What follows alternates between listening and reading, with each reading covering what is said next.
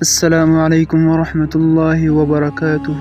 ہمارے آج کی کہانی پٹھانوں کے بارے میں ہے کہ وہ اسلام لانے سے پہلے کیسے رہتے تھے، ان کا رسم رواج، ادب اور کلچر کیسا تھا، کہاں رہتے تھے اور کہاں سے یہ آیا ہے، ان کے بارے میں ہے، تو یہ ویڈیو کو آخر تک دیکھیے۔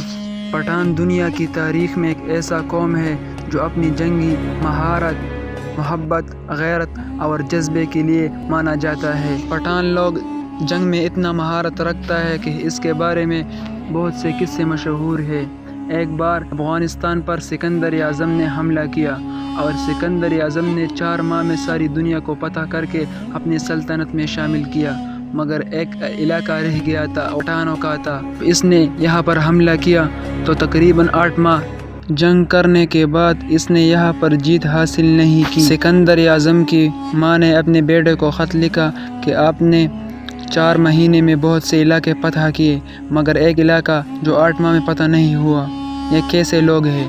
تو سکندر اعظم نے اسے جواب میں کہا، میری ماں، آپ نے یونان میں صرف ایک سکندر کو جنم دیا ہے، لیکن یہاں پر ہر ایک ماں نے ایک سکندر پیدا کیا ہے۔ ان سے جنگ جیتنا مشکل نہیں بلکہ ناممکن ہے۔ پٹھانوں کے بارے میں بہت سے روایت مشہور ہیں، ان میں سے ایک یہ بھی ہے کہ یہ حضرت سلیمان علیہ السلام کی نسل سے ہے۔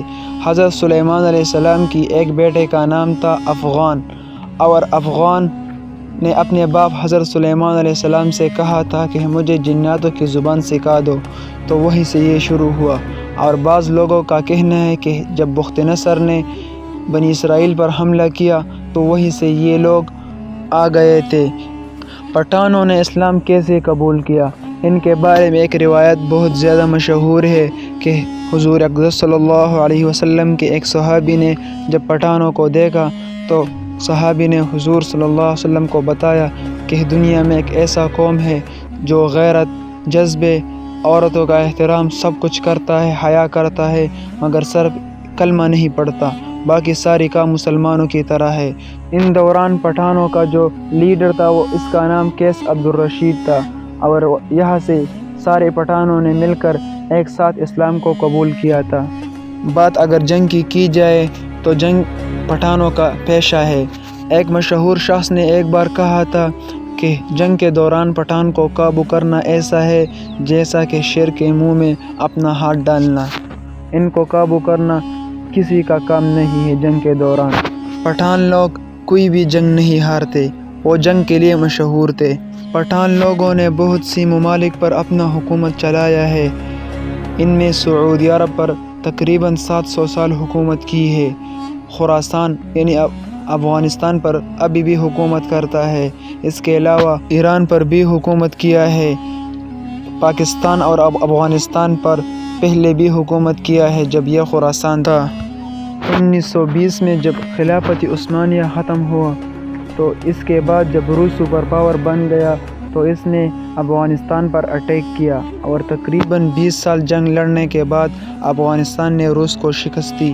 اس کے بعد امریکہ نے افغانستان میں پہلا قدم رکھا، جو ان مجاہدین نے ان کو بھی شکست دے کر افغانستان کو آزاد کیا، جو ابھی ایک آزاد ریاست ہے۔ یہ اس بات کی دلیل ہے کہ پٹھانوں سے جنگ لڑنا اپنی موت کو دعوت دینا جیسا ہے۔ پٹھانوں میں بہت سی شاعر گزرے ہیں، ان میں مشہور خوشحال خان خٹک اور عبد الرحمن بابا ہے جو پٹھانوں میں مشہور ہے۔ پٹھانوں میں بہت سے ایسے بادشاہ گزرے ہیں جنہوں نے پٹھانوں کے لیے بہت خدمت کی اور پٹھانوں کے لیے بہت سا علاقہ فتح کیا۔ ان میں سے ایک احمد شاہ ابدالی بھی تھا جو پٹھانوں میں بہت زیادہ مشہور اور مقبول ہے۔ وہ ایک قابل فاتح اور کمانڈر تھا جن کو شکست دینا ناممکن تھا۔ بات اگر علم کی جائے تو علم میں پٹھانوں میں بہت زیادہ مشہور اور جو علم کا شوقین اور علم کو آگے پھیلانے والے تھے۔ یہ پٹھانوں کے بارے میں بہت سی غلط جملے مشہور ہیں کہ پٹھان لوگ دہشت گرد ہیں اور دہشت گردی کو آگے پھیلانے والے ہیں، یہ سب سراسر جھوٹ ہے۔ پٹھان لوگ محنت، محبت اور علم والے لوگ ہیں، علم کا شوقین ہیں۔ جنگ تو کرتے ہیں مگر مہمان نوازی اور محبت میں ان سے آگے کوئی نہیں ہے۔ وعدہ خلافی والے لوگ نہیں ہیں، کبھی بھی وعدہ خلافی نہیں کرے گا۔ پٹھانوں کا گھر ہمیشہ سے کابل افغانستان تھا۔ ایک روایت میں آیا ہے کہ پٹھان اسلام لانے سے پہلے افغانستان کابل میں تھے اور یہی ان کی جگہ تھی۔